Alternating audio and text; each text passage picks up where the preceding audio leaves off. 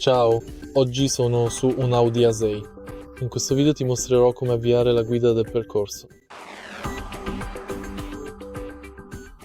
All'inizio dai un'occhiata al centro dell'auto e ora vai su navigazione.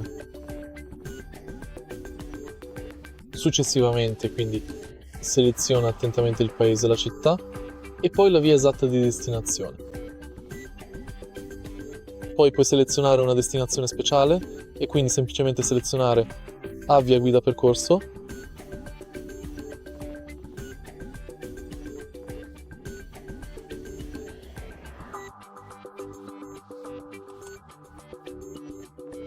Per interrompere la guida del percorso, vai su destinazione e seleziona interrompi guida percorso.